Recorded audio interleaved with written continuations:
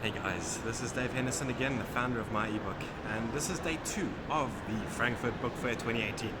So for those of you who can see in the background, it's a bustling hive of activity, and yeah, day 2 has very much surpassed day 1. I've met some amazing people already, and the day is far from over. So everything that I came to expect, just a really cool day, and in general, a very high class person. Obviously, the fair is not open to the public immediately. That will only happen over the weekend, so the first few days are sort of industry professionals mingling and getting to know each other. And I wanted to take this time to share with you guys what I think authors need to learn from book fairs. So authors who are going to be at book fairs, cool things you need to know about what to have ready and what to expect. I mean, obviously Frankfurt's a very big fair and there's a huge amount of stalls and such just throngs of people. So what kind of things should an author going to a book fair have in mind and have prep for before the time? So let me just look at my list.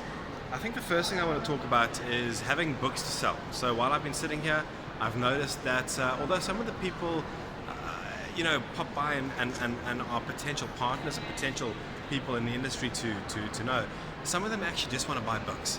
So I'd recommend authors always have extra stock of books to sell aside from what you're going to display. Have a few books that are available to sell. Obviously, know what price you want to sell them at. Second thing is, guys, have your business cards ready. So a lot of authors bump into each other, things are rushed. Have a business card ready to show to someone or to give to someone. At the same token, the business cards that you collect from people that you meet, make sure to get back to them as soon as you can. Nothing's worse than you meet someone and then maybe a week or two later trying to remember what conversation you had, where they were from and what they look like. So generally I recommend after meeting someone at a book fair or any event actually, try to get back to them within about 24 to 48 hours to keep the memory fresh, and you have a much better chance of winning them to your cause if you keep that timeline much shorter than a few days, let's say.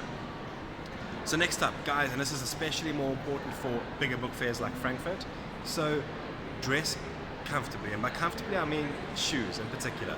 So here at the Frankfurt Book Fair I've seen many beautiful women wearing very high-heeled shoes. Now, this book fair is massive, and if you're going to basically spend the day walking around in high heels, ouch.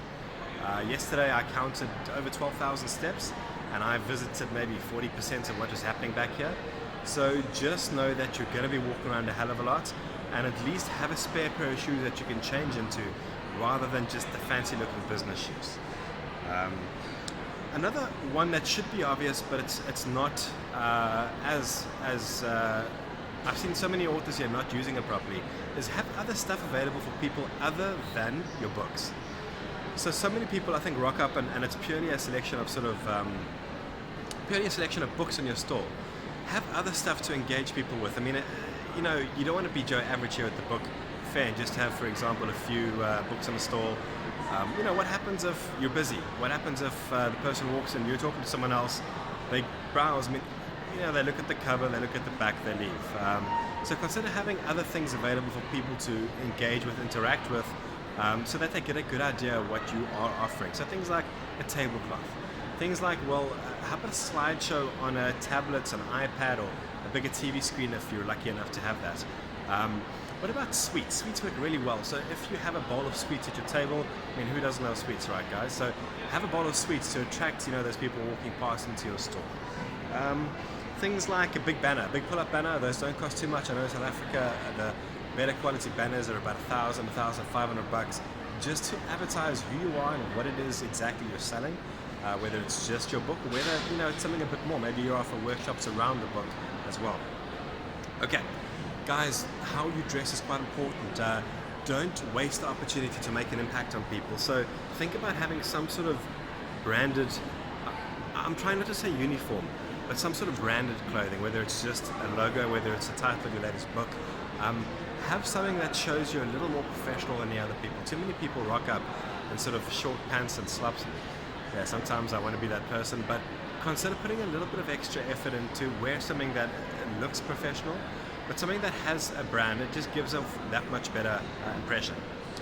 Okay, now onto the sales mode. So passing through a lot of stalls here at the book fair, I noticed people sitting down. I noticed people looking grumpy, and to be fair, it is Germany, so yeah, but friendly, stand up.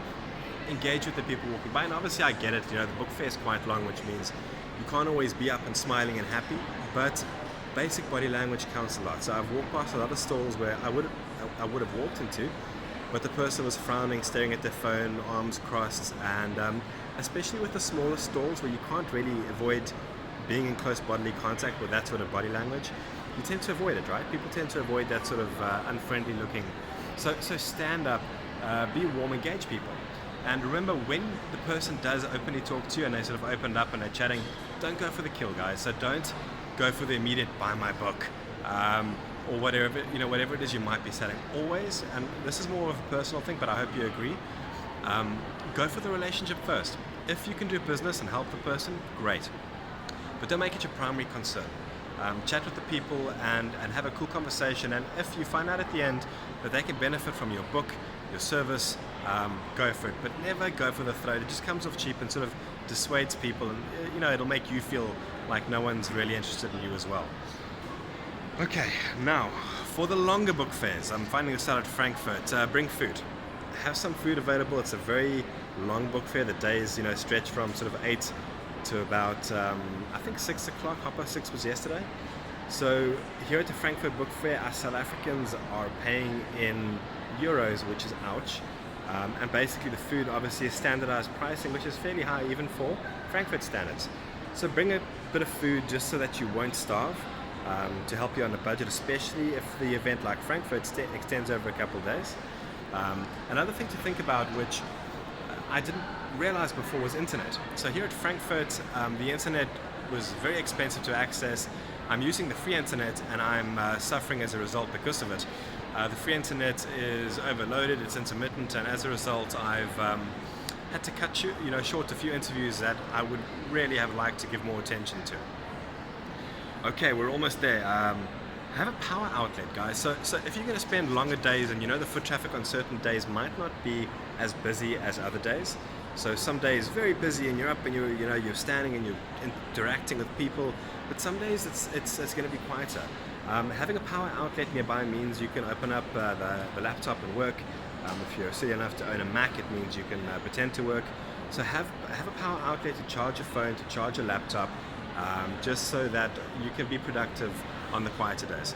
Okay, finishing up, I think be ready. So when you meet people, have almost a goal in mind. You know what your business is, whether it's just books, whether it's services, whether it's you and it's maybe consulting work. Have an idea of the sort of conversation, so that when you meet someone who says, I'd love to buy your book, you go, well, actually I've got 10 sitting back here, they cost X amount of money. Don't be sort of naive and wing it completely, although it's not a bad way to do it all the time. Have in mind what you can offer people, if you're open to partnerships, if you're looking for mentors, whatever the case might be. So be open to that sort of thing and give it a bit of thought beforehand.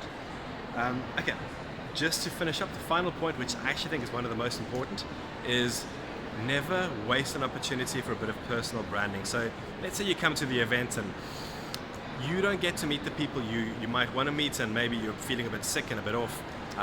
Make sure to get pictures of you with people, pictures of you in specific areas, because one thing that can never lie is having a picture of yourself in front of a busy stall, in front of a famous person, and that's an amazing self-branding opportunity you don't want to miss.